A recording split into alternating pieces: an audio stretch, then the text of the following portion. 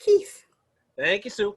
I'm going to be reading two things, bits from two of my novels. First bit I'm going to read is from Alien Isolation, which came out last year. It is about two-thirds a novelization of the video game, also called Alien Isolation, and about one-third Ripley family backstory. The story of the video game is Amanda Ripley, who is the daughter of Ellen Ripley, who was about 11 years old when Ripley disappeared in Alien, and who had grown old and died by the time Ripley was rescued in Aliens. Her life as a 25-year-old, basically trying to find out what the heck happened to her mom. And she follows one lead to Sevastopol Station. But by the time she arrives at Sevastopol Station, where a ship has retrieved the Nostromo's flight recorder, by the time she arrives there, they discover that the same people who found the flight recorder also found a facehugger. So Sevastopol has been overrun by a xenomorph. So this first chapter I'm going to read is chapter 16 of the book, and is a flashback to Amanda's 18th birthday, which is about 6 years prior to when the thing takes place.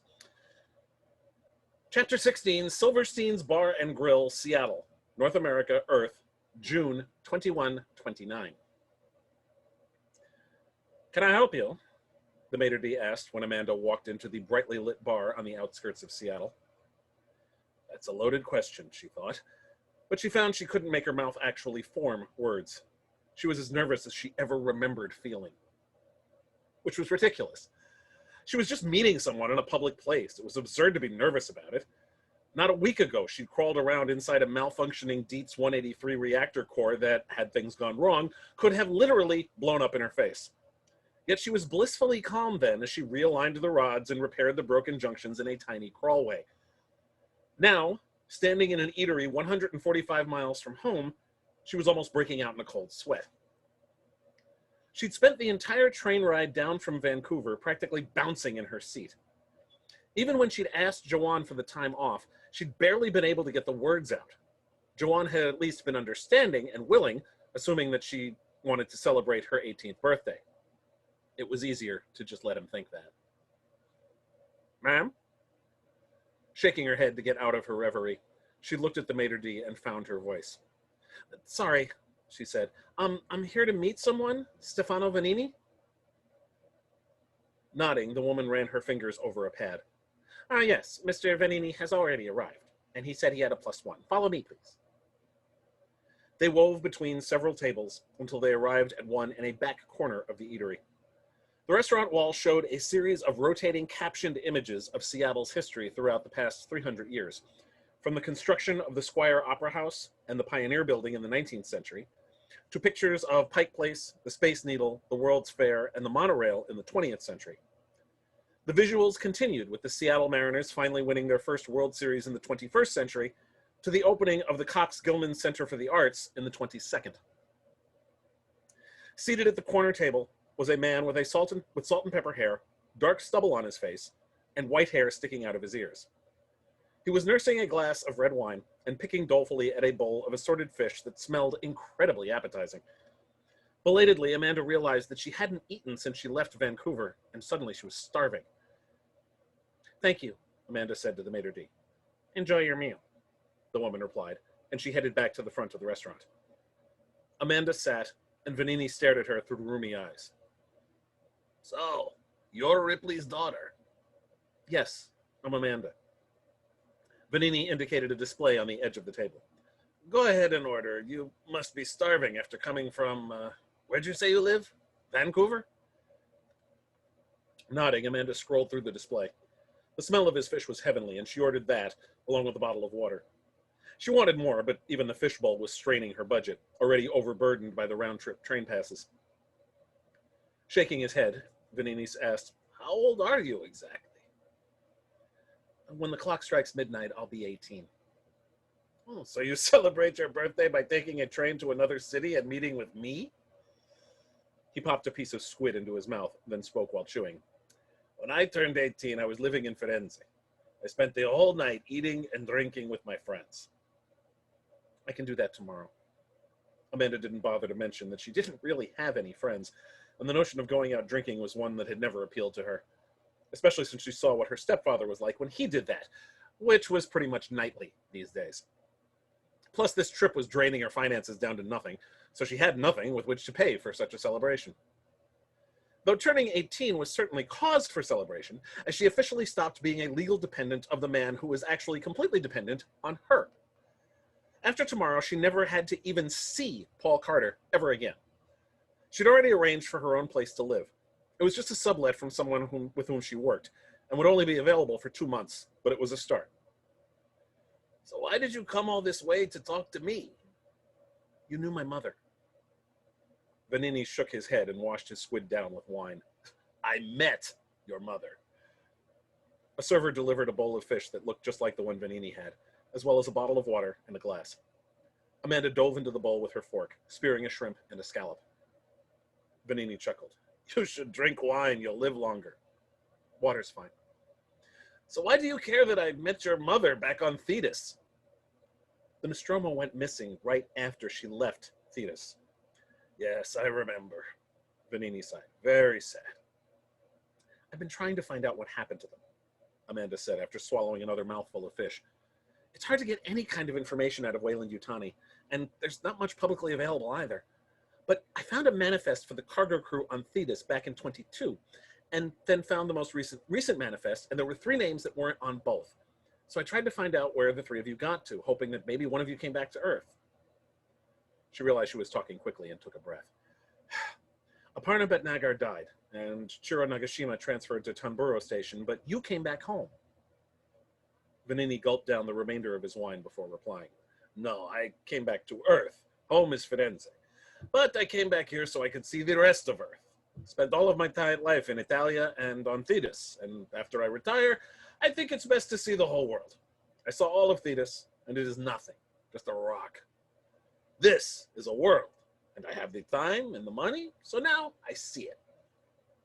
And when you came to Seattle, I got in touch with you. You were one of the last people to see my mother, and I was hoping... She trailed off. Hoping what? Vanini scrolled through the menu and ordered another glass of wine. I don't know what happened to them, Amanda. When I last saw the Nostromo, they'd taken on cargo and were on their way back to Earth to deliver it. They went into cryo, and the next time anybody was supposed to hear from them was when they were back home. You didn't notice anything strange or weird about them?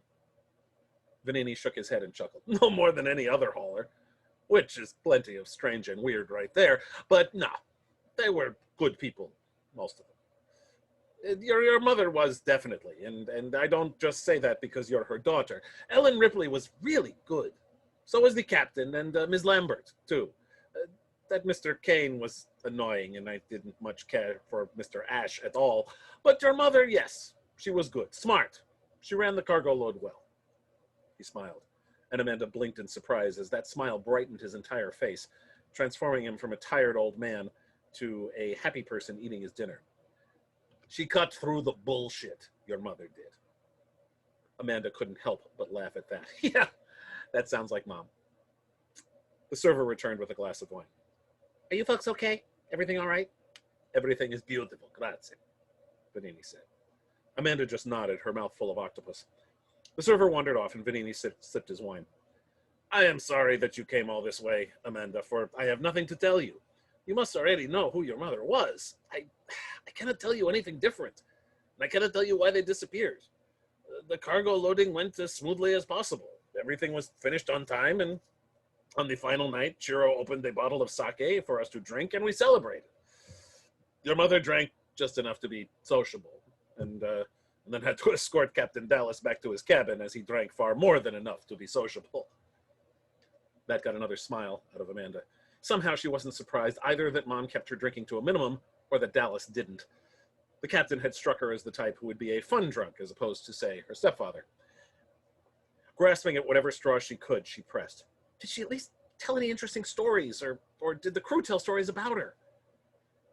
Vanini shook his head. No, she just sat and laughed at what everyone else was talking about. Honestly, I don't think she said much of anything during the party, except to tell the captain that it was time for bed. He chuckled. To tell the truth, what I remember most about Ripley is that she was the only person on the Nostromo who wasn't either a child or an idiot, or both. She was a grown-up. Grown-ups keep their promises, Amanda muttered. Eh? What was that? Amanda quickly regretted saying that out loud.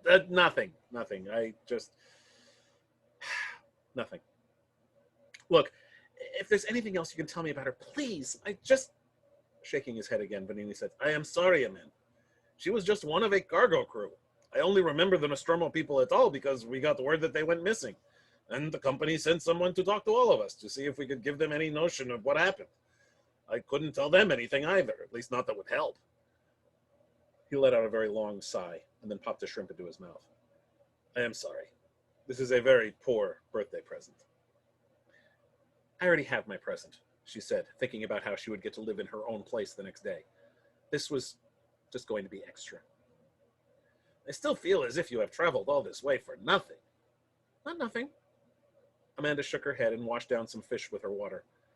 You saw my mother before she went away. That's a perfectly good birthday present. The conversation veered off from there to other subjects. It was obvious to Amanda that Vanini had nothing new to say about her mother, and that it was making him uncomfortable, so she asked him how he was enjoying being retired. After he went on at great length about all the traveling he'd been doing, he asked her about where she went to school. She was evasive on that subject, saying that she was working as a technical assistant and was hoping to get her certifications for engineering. What she didn't say was that she was about as likely to get those certifications as her mother was to walk into the restaurant and join them at the table. After another hour or so, they said their goodbyes. Vanini refused to let her pay for her half of the meal. Consider this my birthday present to you, since I could not give you anything of use regarding your mother. And I wish you luck in your search. Thank you, she said sincerely, and she even gave him a hug when they parted ways outside the front door. With the money she'd saved, she could get a snack on the ride home.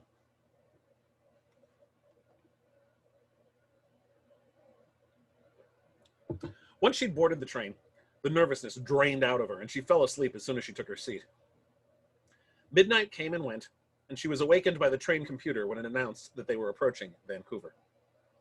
She woke up as an 18-year-old, legally and officially an adult.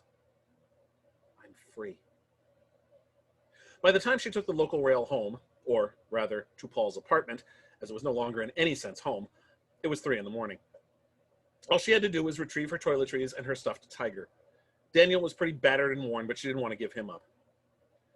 It came as a surprise when she waved her keycard in the lobby elevator bay and the computer made a harsh buzzing sound. 41st floor access unavailable due to police activity. Oh, great. Someone on our floor got arrested. She supposed she could just go to her new place. She had a keycard for that as well, and pick up her stuff tomorrow. Then the elevator door opened and an officer of the Vancouver Police Department exited, alongside a woman in a suit with a badge clipped to her jacket. Excuse me, Amanda said. Yes, ma'am, the officer replied. His name tag read Chen. I live on 41. Any notion as to when I'll be able to get into my apartment? The detective frowned. Which unit? 12. She winced. I'm afraid not anytime soon. Are you the occupant's stepdaughter, Amanda Ripley? Shit. Yes. I'm afraid I have some bad news. We had to arrest your stepfather, Paul Carter. He assaulted 2 off-duty RCMP officers in a bar in Anmore earlier this evening. Amanda tried to dredge up even a little bit of surprise. She failed. So what's the bad news? I'm sorry? She shook her head. What did he do, detective? What did he do, detective? I'm Detective Anushka Belidamaj. The woman held out her hand. Amanda returned the handshake. Belidamaj's hands were frigidly cold. Your stepfather got into an argument with the 2 officers, Belidamaj continued. Something about when the next lunar eclipse will occur, apparently. When the officers identified themselves as RCMP, your stepfather made disparaging remarks about Mounties, and the officers explained they didn't like to be called that. Amanda rolled her eyes. Let me guess. Paul doubled down and called the Mounties over and over again to piss them off. Probably other things, too. Yes. Typical. Belidamaj seemed nonplussed by Amanda's contempt. He left the bar before city police could arrive, and RCMP had us take him into custody for them. He'll be remanded to them sometime tomorrow. They're welcome to him, Amanda said. I turned 18 3 hours ago, and that means Paul is officially no longer my problem. I was just coming by to get some toiletries, but you know what? I don't need them. I have somewhere else to sleep now. With that, she turned on her heel and left the building. It meant abandoning Daniel as well, but that tiger was the companion of her youth. Vanini had said that her mother was the only grown-up on the Nostromo. With her gone, and Paul drinking himself into oblivion and now in prison, she had been forced to be the only grown-up in the house. It was time she started acting like one. Chapter 17. Lorenz Sistek Spire, Sevastopol Station, December 2137. This is the present day of when the game takes place. Paul had tried to get in touch with Amanda after his arrest, but she had refused any contact with him. She had missed Daniel, but that was the only thing in that apartment for which she had any positive feelings. She had hoped to come back from Seattle with something new, something she could follow, but as polite as Stefano Vanini had been, he was just another dead end. Leaving Dr. Kuhlman to his fate, Amanda went back to the medical offices. It was possible there was a dispensary elsewhere in the tower, but at this point, she wasn't about to risk her life wandering the corridors on the word of someone who sent her off to become alien food. She decided instead to investigate the other offices she'd passed. Suhu's office proved of little use. It was full of exercise gear, and the Halfin was unable to determine a code for Heimovitch's office. However, she was able to get into Lingard's office and discovered that she was the senior medical officer. Bingo. While there was no sight of Lingard or her body, there were some supplies that could be very useful, including proper bandages and antiseptic. Shrugging off her backpack, she loaded the items, as well as a bottle that had a few standard pain meds. Based on the hole in her gut, Taylor was going to need much stronger drugs than this. Amanda needed to locate some Episeal. Still, it's better than nothing. Slipping her arms into the straps of the much heavier backpack, she went over to Lingard's terminal. As she did, Samuel's voice sounded in her helmet. "Ripley, can you hear me?" "Go ahead, Samuels," she replied. "You got the radio working?" "Only within a limited range. I can't raise the torrens, but at least we can speak." "Good," Amanda said. "I'm in Dr. Lingard's office. She's the senior med officer. I've got some stuff, and I'm looking up where to find more." "Good luck, Ripley." Concern was clear in Samuel's voice. "Try to hurry. I've been able to keep Taylor conscious. If I don't, she'll lapse into a coma, and that would be extremely bad." "I know." As she spoke, her fingers flew across the keyboard, and she discovered 2 files worth opening. One was an inventory, which told her that most of what she needed was in the surgery. The other was a file labeled autopsy. She hoped they might keep supplies down there and clicked to open it. Instead, she found 2 subfiles, Anisadora and Foster, C. That piqued her interest. The Anisadora was the ship that found the flight recorder, and one of their crew was apparently dead. Inside the Foster file, she found another. Patient 0. That was too much to resist. She opened the file, skipped the images, and went straight for the vid. Dr. Tessiris Lingard was an older woman, dark-skinned, with flecks of gray in her close-cropped dark hair. "This is Lingard, senior medical officer, Sevastopol Station. I want to..." She faltered, then composed herself. "I want to state for the record that I have been placed under duress in regards to the compromised patient 0. I also want to state for the record that Ransom made certain, threats toward my career and certification, but I don't care. That woman, Catherine Foster, needed help, urgently. I don't know what type of parasite she encountered, but it had planted something inside her." Her voice broke. "I am so sorry. I had no way of knowing what would happen. She took a breath. "Report appended." The vid ended. That told Amanda even less than she already knew, though the mention of parasites didn't exactly fill her with happy thoughts. The creature she'd encountered was too big to be a parasite. Fuck, is there something else on board? However, she didn't have time to investigate further. The surgery was located further down the hall, and she could avoid the creature to get there. Even better, once she had what she needed, the map showed her a shortcut through the medical reception lobby that would take her right to where Taylor and Samuels were. As expected, the surgery was locked, and she had to use the Halfin to open it. The device worked, and she found herself in a much colder room than the others. As a result, she wasn't assaulted by the foul smells she'd run into earlier. In the center of the room lay a body, a woman with dead eyes staring at the ceiling and a massive hole in her chest cavity. That had to be Foster. The skin on her chest was splayed outward in a ragged pattern. That wasn't from the autopsy. That was from something exploding out from inside her.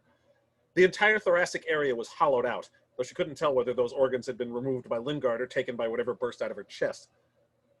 A trail of blood led from the woman's chest to the floor and all the way to the door. Also on the floor was a set of coveralls with an Anisadora patch on the arm. That was probably the woman's uniform.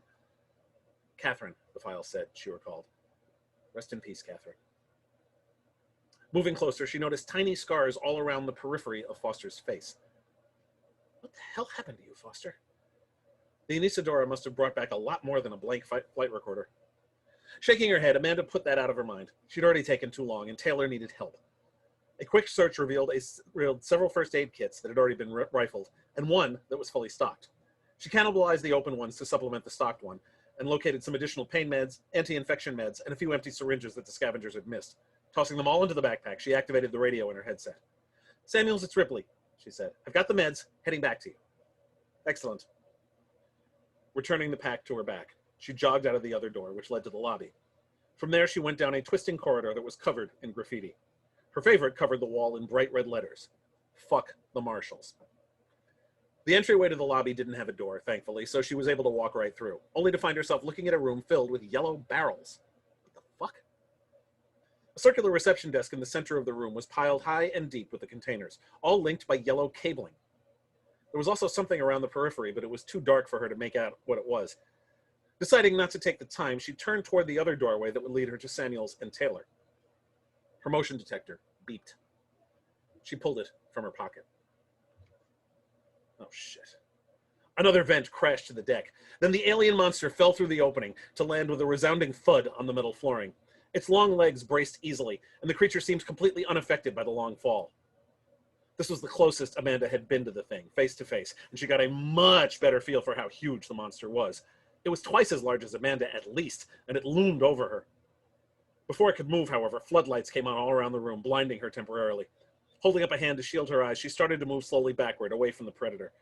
Gunk oozing from between its chitinous plates dripped onto the floor, and the creature's tooth-filled mouth opened to reveal another mouth where the tongue should have been. It, too, was filled with sharp teeth. So this is it. I'm going to die. Amanda wanted to be upset, or scared, or angry, but mostly, she was just exhausted. This was just one final indignity on a day in a life that had been filled with them. She was going to die alone on this stupid station, killed by a creature nobody had ever seen or heard of. And she'd never find out what happened to Mom. The creature advanced toward her, its feet clacking on the deck. When without warning, the yellow barrels lit up, this time with red lights. They began making beeping noises, and at that instant, Amanda realized that the cables were primer cord. Chapter 18. Amanda woke up lying on the deck, surrounded by flames, convinced that Tranquility Base was on fire again. Her first week on the moon, there had been an explosion out at Armstrong Dock. Amanda had been nearby and tried to help before emergency services showed up, but she wasn't careful about her breathing and wound up collapsing. If it hadn't been for one of those ES medics getting her to safety, she might have died from smoke inhalation, or at least done significant damage to her lungs. The memory blurred, and she remembered that she wasn't on Luna anymore. She was on Sevastopol, in the middle of a nightmare that made the Armstrong explosion look like a fireworks show. Drenched with sweat, the smell of burning plastic filling her nostrils, she clambered to her feet and tried to take stock of the situation. Everything was on fire, blocking both the exits. There was no sign of the creature, which she took as a blessing. Maybe it didn't like fire. That could explain why she was still alive after the explosion. Checking the display on the Halfin, she saw that she'd been stunned for about 10 seconds, an eternity during which the monster could have done whatever the fuck it wanted to her. It hadn't hesitated with Axel, Coleman, or its other prey, so the only reason it would have avoided her was because it didn't want to stick around. Now I just have to find some flamethrowers after I get the fuck out of here. That was the greater problem. The two exits were walls of flame, and whatever fire suppression there might once have been on Sevastopol, it was obviously malfunctioning. She scanned the entire area, but saw nothing useful. Looking up, she spotted the vent through which the creature had come, but she had no way to get up there. Lungs burning, she started coughing. Got to get out of here, now. Never mind Taylor, I'm going to get roasted if I don't stick around. If I do stick around, rather. A wall exploded on the other side of the lobby, causing Amanda to lose her footing. It also loosened a maintenance hatch in the ceiling, which lowered about 3 feet. The ladder attached to the door slid down part way. Why should anything be easy? Jumping up, she could just touch the bottom rung with the tips of her fingers, but that was it. Blowing out a breath and trying not to inhale too sharply, a lesson learned from the Armstrong fire, she jumped again. This time she managed to wrap her fingers around the rung, but her sweat-covered right hand couldn't gain purchase, and she fell back to the deck again. Damn it! Wiping her hands on her jumpsuit, the fumes threatening to become overwhelming, she jumped one more time. This time she managed to both achieve and keep her grip. Taking another very slow breath, she threw her left arm up to the next rung as hard as she could. Her fingers clutched that second rung in a loose grip, but she managed to pull herself up further, getting a better hold. Slowly but steadily, she repeated that sequence. throwing each arm upward to the next rung, ignoring the flames, ignoring the smoke, ignoring how hot the metal rungs on the ladder were starting to get, ignoring the spots in front of her eyes and the sting in her throat. After reaching the fourth rung, she was able to use her feet, sliding them into the bottom one. She moved faster, hands and feet operating in harmony as she climbed far from the inferno as she could. Finally, she made it into the air vent, and she collapsed. There was less smoke, and she took the opportunity to gulp in some cleaner air. She was exhausted. Her eyelids grew heavy, and she thought that maybe she could just go to sleep for a little bit, just a few minutes, just catch her breath. I've been able to keep Taylor conscious, Samuels had said. If I don't, she'll lapse into a coma, and that would be extremely bad. Shaking her head, she forced herself up onto her hands and knees. If she fell asleep now, there was a good chance she'd never wake. She'd be burnt to a crisp as the fire made its way up here while she napped. Amanda had no idea which was the right way to go, but any direction that took her away from the inferno seemed a good bet. As she crawled, the air cleared even more, and she tapped her headset. Samuels, this is Ripley. Do you read? Samuels! Her only reply was static. Fuck! After another 10 minutes of crawling around, she realized she could hear voices. Hoping at first that it was Samuels and Taylor, she was disappointed to realize that it sounded like neither of them. There could be more of them, the man said. Just shoot anything that moves. This is so fucked up. Keep it together, Fred. That was a woman's voice, but apparently Fred was having none of it. They just killed him! And now they're dead, too, so just calm down. Amanda maneuvered herself right over a hatch, and the voices were clearer. Do I go down and join them, or what? A voice sounded over a radio. Francis, are you guys okay? Oh, Mahoney, thank God. The first speaker let out a sigh of relief. We got jumped. Looters. Yeah, we all saw it on the security feed, Mahoney said. Can you get up here? We're trapped, the woman said. Elevator's out. You're right by systems and synthetic storage, Mahoney replied. There's all kinds of stuff to fix it. We don't know where to look, the woman said. Boot up a requisitions android, Mahoney said, as if that was the most natural thing in the world, making Amanda wonder if this Mahoney guy had seen what happened to the working Joe androids. Apparently Francis agreed with her. Is he insane? Those things have started attacking people, the woman said. Oh, for fuck's sake, Peterson, they're as friendly as long as you don't do anything unauthorized, Mahoney said. Just talking to a warehouse android should be fine. It'll know how to fix the elevator. Okay, fine. Peterson out. After a beat, she added, asshole. Francis made a sputtering noise. Should be fine. Well, I'm sure as hell not making new best friends with one of those things. So what do we do now? Fred asked plaintively. Amanda seriously considered jumping down just to help these imbeciles out. Hold on, let me think, Peterson said. What did you think that noise was? Francis asked. Sounded like an explosion, Fred replied. Francis snapped. I figured that out, genius. I meant what caused it. Then again, maybe Amanda was better off on her own. It had to have been Waits, Peterson said. I heard he's trying to kill that creature by setting traps, remote charges. Can you believe that? He's got to be crazy. Oh, fuck. Waits, it was, if she remembered correctly, Samuel's contact on the station, and was also the name of the person who contacted them on the Torrens when they were on approach. If he was the one responsible for the explosion that nearly killed her, she wanted words with him. Right after whichever asshole from the Anisadora fucked up the flight recorder. Belatedly, she realized that Foster, the dead body she found in the surgery, might have been the one who brought the flight recorder back. Damn. Look, Fred said, I heard that Waits has some kind of safe haven up near the Galleria. We could go there. Did you miss the part about how that crazy fucker is blowing stuff up? Peterson asked. No, thank you. Yeah, well, we're running out of options, Francis said. Then shut up and let me think.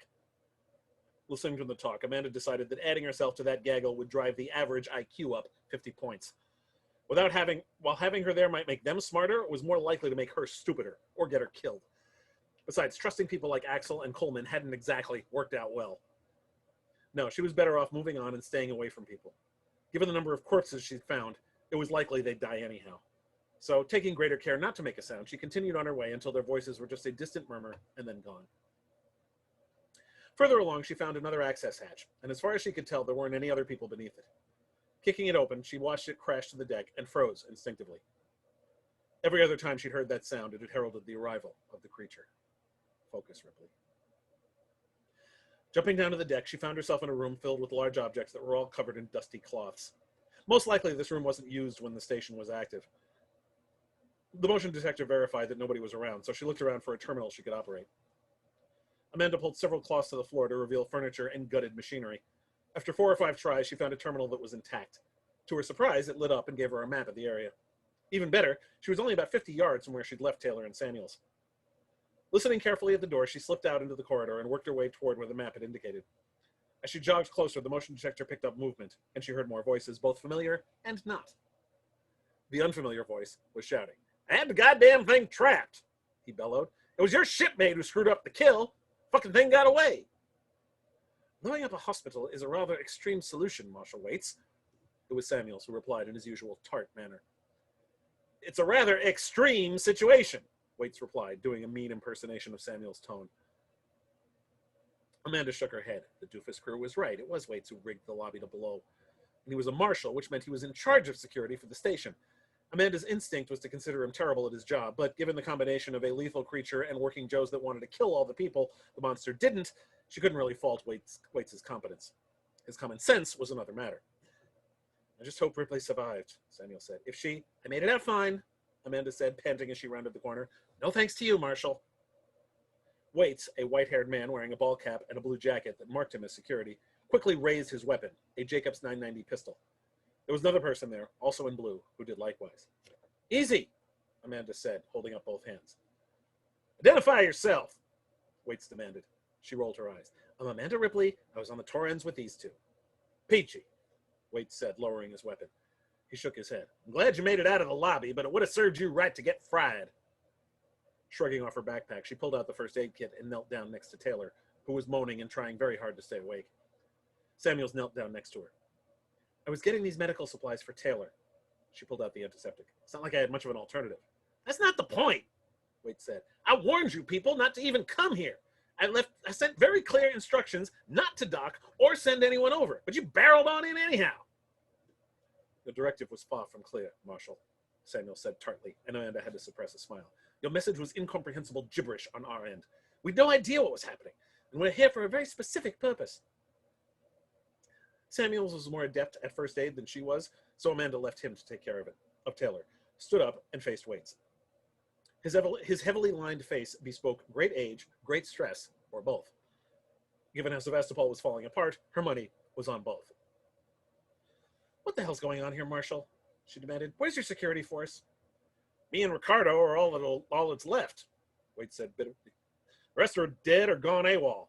We're doing the best we can. Hell, I would have killed that damn thing if it wasn't for you fucking it up." "I didn't fuck anything up, Marshal. I've seen that creature up close. Too close as far as I'm concerned. And it's going to take a lot more than a few charges to stop it. All your little explosion did was annoy it." She didn't know that for sure, but she wasn't about to give him the satisfaction. "Peachy." Waits threw up his hands. "It's not like we got a ton of other options. So fucking glad we let the Anisadora onto the station." Samuels looked up. "You say the Anisadora brought this creature on board?" "Yeah, the first mate had a parasite on her face, and Marlowe, he's the captain of the boat, took her to the infirmary.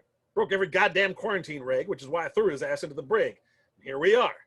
Living fucking example of why we have quarantine regs. Whatever that parasite injected into Foster, it turned into our friend the alien." It was good news of a sort that Foster wasn't the captain and that Marlowe might still be alive. Now she had two reasons to beat the shit out of him. "Is there anywhere left that's safe?" she asked. "I mean, there's the creature, and there's the androids running amok, too." "Goddamn androids," Waits muttered. "Ripley," Samuel said, "Taylor needs more attention than I can give her here." "I'm afraid medical's out of the question," Amanda said fervently. "We won't want to get anywhere near there again. Besides," she shot Waits a look, "some nutjob torched the lobby." "Kiss my entire ass, Ripley," the Marshal responded. "I'm trying to hold this place together with my bare hands." He held up one of them to cut off Amanda's reply. "Forget it. Look, we got a life support unit back at HQ." "Great," she responded, and she reached for her backpack. "Let's go." "Yeah, slight problem. The transit system's down." "Gee, what a shock." At this point, Amanda would have been more surprised to learn that something on Sevastopol was working. Fuck the marshals, indeed. "Samuel says you're an engineer," he said. "He said that?" She shot the Wayland-Yutani exec a look. "I did," Samuel said without looking up. He was applying the episeal to Taylor's wound. "You have the skills of an engineer, Ripley. Seems to me you should call yourself that." Amanda turned to Waits. "I'm not certified as an engineer." "I could give a fuck about certified," Waits said. "If you don't want to change a goddamn light bulb, you're already light years ahead of me and Ricardo here. If you can get up to transit control and get it working, we can all get back to HQ where it's, well, safer anyhow." "Fine, tell me where to go, and you protect these two, okay?" "Of course," Waits said, as if it was the most natural thing. And Amanda supposed it was, normally at least. But this was way past normal. and she wasn't even a little reassured that Mr. Macho would protect Taylor and Samuels. The marshal turned to his subordinate. Ricardo, get a lock on a radio so we can keep in touch. Without saying a word, Ricardo walked over to her. She removed her headset and handed it to him. The security guard was drenched in sweat, even more than Amanda was, and he smelled like old cigarettes. As he made a few adjustments, he smiled wryly. You figure out yet that coming on board was a bad idea? Figured that out before I got here. Amanda took advantage of the lull to drink from her third water bottle. Yeah. He handed the headset back. Here you go. She nodded her thanks, pocketed the bottle, put the headset back on, and walked over to Samuels. Are you all right, Ripley? Samuels asked. Staring back at Waits, she said, Peachy. So that's chapter 16, 17, and 18 of Alien Isolation. It is available at finer bookstores everywhere and probably crappy bookstores too. And of course, from all the usual online dealers. You can get it as a mass market paperback. You can get it as an ebook from those self-same online dealers. You can also get it as an audiobook, both in not only in MP3 form, but also as a CD, if you want to go old school on it. I want to read another thing, another science fiction book that is not out yet, although will be out very soon. I collaborated with David Sherman on the third book in his 18th Race trilogy. The first two books were Issue in Doubt and In All Directions, which were originally published by Dark Quest Books and have recently been reissued by eSpec Books. Dark Quest hired me to edit those first two books. For a variety of health reasons, David was unable to finish book 3. He has started it, but since I edited the first two, he asked me to work with him to finish it. So we worked together on it. He had the story laid out, and then together we worked on the rest of it. This is chapter 15 of the novel, which will be out very soon from eSpec Books. The book is called To Hell and Regroup by David Sherman and Keith R. DeCandido, and here it is. Combat Action Center, Battleship NAUS Durango. Radar Man 2, Michael McCormick, gulped down the last of his tea and stared at the screen, which continued to show him the same nothing it had all along. But he had to keep staring. At this stage of the action in and above Troy, the job of keeping an eye on the radar was at once the most boring and the most important. Most boring because nothing had happened since the last batch of dusters came through. Most important because something could happen, and if and when it did, they needed to know immediately. When Durango first arrived at Troy, everyone had been caught off guard by the duster ships that had appeared from behind Troy's moon, nicknamed Minnie Mouse. But that was when they didn't know what to expect from their trip to Troy. Their job was, after all, to find out what exactly had happened.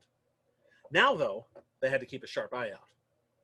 The radar station that was pointed at the location through which the duster's wormhole had opened each time they'd arrived was staffed by 2 people at all times.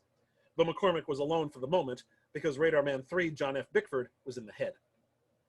Making it more boring, but no less important, was that they had a 12-hour duty shift. All things being equal, Durango functioned on 3 8-hour watches, but with some personnel killed in action, others rotated to the surface to replace personnel KIA down there, shortages forced some stations into 12-hour watches instead. Since the physical requirements of staffing radar were minimal, it was one of those that was cut from 3 to 2. Bickford came back from the head, nodding to Chief Petty Officer James W. Verney and taking his seat next to McCormick. Everything come out okay? McCormick asked. Shuddering, Bickford asked, You gotta ask that every time, Mike? I just don't want to slip on your piss when I go. Don't worry, I held it nice and steady just for you. Behind them, Verney said, Jesus H, you guys got to do this comedy routine every time one of you two goes to the head? McCormick shrugged. It's our way of breaking up the monotony, Chief. What, with more monotony? Smart plan, Radar Man. I never said it was a good way. McCormick turned to grin at the Chief. Bickford added, that's why we're lowly radarmen. But why are we called that? McCormick asked. In a very slow, deliberate tone, as if speaking to a 4-year-old, Bickford said, because we're the men who run the radar. Well, first of all, I think Davidson would object to the first part, McCormick said, referring to Radar Man 3, Andrea Davidson, who had McCormick's spot on the other watch. Verney said, radar woman and radar person have too many syllables, and Davidson, I know for a fact, doesn't give a fuck. Right, but that brings us to the first half of the word. As he spoke, McCormick got up and walked over to the recycler and tossed the used tea bag in his mug into it. Holding his hands palms up, Bickford asked, "What the hell's wrong with that? You work at the radar station. What else are we supposed to be called?" "But it's not radar, really." Verney rolled his eyes. "Oh, here we go again." Bickford shot a look at the chief. "Again? You used to be on second watch, Bickford, and McCormick here was on first, so you've been spared his stupid rants. Until now, that is." McCormick wanted more tea, but he wasn't about to leave the CAC for the galley until he was done with his rant, especially now that the chief had baited him. "How," Bickford asked, his arms folded, "is it not radar?" "Radar is actually an acronym for radio detection and ranging." "That's a pretty lousy acronym," Bickford said. "Shouldn't it be RDR? Talk to the U.S. Navy circa World War II. The Royal Air Force went with radio azimuth detection, direction, and ranging, but that's worse because most people don't know what an azimuth is. Most people don't know that radar is an acronym either," Bickford said. "So what difference does it make what it stands for?" "Because of what it stands for. We haven't used radio signals for detection in ages. Certainly not since we went into space. Lasers are way more efficient because light's faster than sound, and space is so big that we need the speed so the info gets to us in a timely manner." This time Bickford rolled his eyes. "Gee, it's a good thing you told me that, Pete, since because I was asleep during training." "Well, that certainly explains your aptitude rating," Verney said with a cheeky grin. "Thanks, Chief," Bickford drawled, then turned back to McCormick. "Besides, so what? Language adjusts. It always has. When you record something visually, you still say you film it, even though nobody's used film in ages. And when we do here is the same type of thing the old radar systems in World War II did, only better and faster. But it does the same basic thing, so it has the same name. So what's the big deal?" McCormick just stared at Bickford for several seconds, his mouth hanging open. The brief silence was broken by Verney's laughter. "Damn, I should have put you on watch with McCormick sooner. You're the first person to shut him up this whole tour." Both radarmen chuckled, and McCormick said, "Chief, request permission to hit Radarman Bickford on the head with my tea mug." "Denied. You might break the mug, and a new one isn't in the budget. If you don't have your tea, you're even more of a pain in the ass." Grinning, McCormick then said, "In that case, permission to get more tea?" Before the chief could reply, Bickford said, "Got a reading!" All thoughts of tea abandoned, McCormick scrambled to his seat next to Bickford. The radar, misnamed though it may have been, had picked up readings consistent with a wormhole opening, and it was in the same relative location as the last two Duster wormholes. Verney tapped the intercom and said, "Mess hall, CAC, Lieutenant Hudner, you're needed." Thomas J. Hudner, the head of the radar division, ran in a few moments later. Protocol kept Verney from pointing out that the lieutenant had a bit of mustard from the lunch the chief had interrupted on his chin. "What's happening, Chief?" "Radar man McCormick, report to the lieutenant," Verney said. "Sir," McCormick said, "we've got a Duster wormhole, and now we're picking up indications of objects coming through. Based on previous data, we should have confirmation in 6 minutes. Hudner wasted no time, but activated the intercom. While doing so, he wiped off the mustard with his wrist, which relieved Verney. "Bridge, CAC." The first time they encountered the Dusters, the watch officer on the bridge was Lieutenant Commander Alan Buchanan, who'd sounded almost bored. Buchanan had been reassigned to the surface to administrate the field hospital, as his previous assignment was administration at the Saxton Naval Hospital on Luna. To Hudner's surprise, the watch officer was Captain Hughes, his own self, who said, "CAC, Bridge. What's happening, Mr. Hudner?" Not expecting to hear directly from the captain, Hudner swallowed and said, "Wormhole opening with more Dusters coming in, sir. We should have numbers in 5 minutes." "Sound general quarters," Hughes said. "Meteors, get ready to launch. And someone wake up Admiral Avery."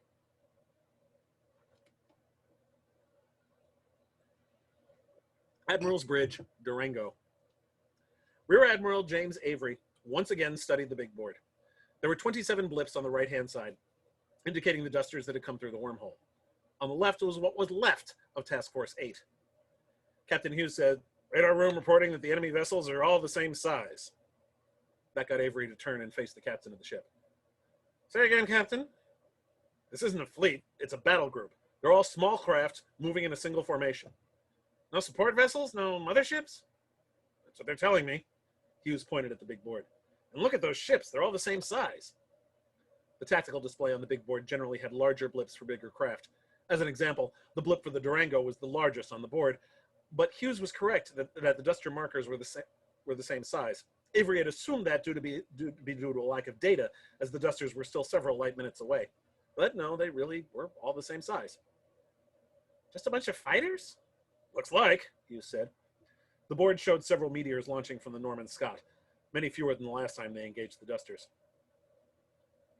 Laser batteries, stand by, Avery said. Lieutenant Commander George Davis relayed those orders to the Scott, the only capital ship they had left. Chief Henry Finkenbeiner said, laser batteries standing by. Then 2 of the blips disappeared. What the hell was that? Finkenbeiner appeared at the display at the weapons console. Sir, we no longer have a firing solution on the enemy vessels designated 17 and 24. Did someone fire on them? Avery asked angrily. Meteor's not in range, Davis said. Neither we nor the Scott have fired. Hughes added, radar room confirms heat signatures consistent with enemy ships exploding. Avery shook his head. What the hell just happened? Meteor's 30 seconds from optimum firing range, Finkenbeiner said by way of reminding Avery that he still had to give the order to fire batteries. Thank you, Chief. Fire batteries. The lasers fired from both Durango and Scott and struck 4 of the enemy targets. 3 of them went the same way as the 2 that had seemingly spontaneously exploded. Meteor's engaging, Finkenbeiner said at the same time that Lieutenant Julius Townsend said, enemy firing! 2 more Duster blips disappeared without warning. Bridge CAC, came the voice of Lieutenant Hudner over the intercom. Hughes said, CAC, bridge, report. Sir, Hudner said, we're reading several of the Duster ships venting atmo, including the 2 that just went boom. Which ones? Avery asked. 2, 9, 11, 20, and 27. Turning to Davis, Avery said, tell Cromwell to have the Meteors focus their fire on every ship but those 5. We can turn on the wounded later, but let's focus on the ones where they have a better shot at taking us down. Aye, sir, Davis said, and relayed the order to the Scots CAG. Even as he did so, 3 more enemy vessels exploded. That still left 21 Duster vessels, and they fired back. Avery now focused entirely on the big board as he saw the Dusters fire their laser batteries on the irritatingly few remaining Meteors. Batteries recharged, Finkenbeiner said. Fire, Avery ordered. Avery was pleased to see that, while his side suffered some losses, the enemy suffered many more. And within a few minutes, there were only 7 Duster fighters left intact, and 2 of them were drifting. To Davis, Avery said, have Cromwell tow 15 and 19 in? Those are the 2 that were drifting. Aye, aye, Davis said, and relayed the order. Townsend said, 15 is firing! Before Avery could say anything, 15 exploded without having fired. Bridge CAC, it was Hudner again. Sirs, the heat signature was much greater on 15. I think the weapons malfunctioned. I'll take what we can get, Hughes muttered. Avery shook his head. What the hell are they throwing at us? They're surplus ships? Boats that were in the repair yard? Rejected designs? All of the above, Hughes asked. One of the Meteors was now towing 19. The other Meteors exchanged fire with the remaining Duster ships. In a few more minutes, it was over. The Dusters were all killed, save the one being towed, and the NAU losses were lighter than Avery had feared. Come, he said to Davis, get General Bauer on the horn. If this is the best the Dusters can do for reinforcements, we might have a shot at winning this thing. And that's the end of that. And look, I've still got 10 minutes left. That was fun. Like To Hell and Regroup will be available sometime soon. We're still finalizing the cover, which is the reason for the delay. That we successfully kickstarted the book along with a bunch of others, and it was. We just have to get the cover done. There were some delays with it, but it should be ready soon. If you go to eSpec's website, you should be able to pre-order it. They have that set up. So if you want to order it, you can go there. Alien Isolation is still available from the fine folks at all. Well, fine folks from the fine folks at eSpec. From any particular book deal you care to name. It's in bookstores. It's in everywhere. So that's basically it. I don't know. I'm looking at the Facebook group and not seeing any questions. So if anybody has any questions, you can comment over on Facebook on the live thing right now. And if not, then I can actually mention what other stuff I have coming out at the very least.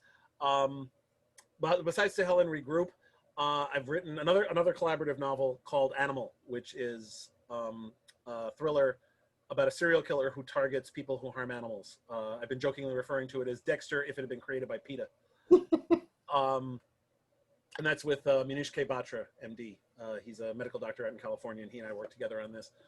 I'm working on the next Precinct book, Phoenix Precinct, and the next Adventure of Brom Gold, which will be called Feet of Clay.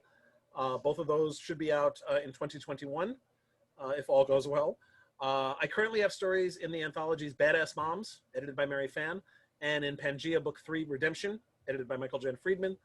And I've got one coming out in a forthcoming Eastbeck Books anthology called Horns and Halos, which is stories about angels and demons. I've also, and a new graphic novel that, two graphic novels actually, a two-part story called Icarus and Jelinek. I wrote the script for those two graphic novels based on a novel by Gregory A. Wilson. The art is by Attila Fabio, and it's gorgeous. Attila did a phenomenal job on the books, and those are available from Athos Arts Publishing. And you can also, I've been doing other readings. I have a YouTube channel called Crad COVID Readings. If you go to youtube.com and search for Crad COVID Readings, you'll find it. I've done over 58, almost 60 stories at this point. I'll pass 60 this week. I've been reading all sorts of pieces of my short fiction, and you can check those out. And I've also been writing for Tor.com, and I'm currently doing a Star Trek Voyager rewatch, and I've been reviewing the new episodes of all the new Star Trek series as they come out, so I've been reviewing each episode of Lower Decks as they're released as well. And I write other stuff for them too. So, and you can find me online at DeCandido.net. That is a horribly primitive website that will be updated soon. We're working on it. But currently it links to all my social media and all the other ways you can track me down online. So. Great. Thank you, Keith. I actually have a question. Yes. The okay. publisher of your last reading, the 3 books, the one you finished? Oh yeah, they're published by that's Eastbeck Yeah, Books. can you say that more clearly? Because I couldn't I'm sorry. It's Eastbeck. A small E, capital S, P, E, C. Thank you. That's Eastbeck. what I needed to know. Yeah, I can say it, especially when you talk in a New York and at New York speeds as I do. Yeah, Eastbeck. They also did the Horns and Halos anthology. Okay. Coming out. So where to look for it? Yeah, and they're also publishing Michelle Sanier and Robert E. Waters, James Chambers, Megan Mackey, David Sherman, obviously, and L. Jackie Laplighter, and a bunch of other people. I'm not Good group. But they're doing a lot of good stuff. Okie dokie. Well, thank you again. Thank you. I enjoyed it a lot. You're a great reader. Thank you. And for those who want to know, this will be up on the YouTube channel in a little while, and it will remain here on Facebook for the foreseeable future for anybody who missed it. Thank you, and we'll see you next time. Yes.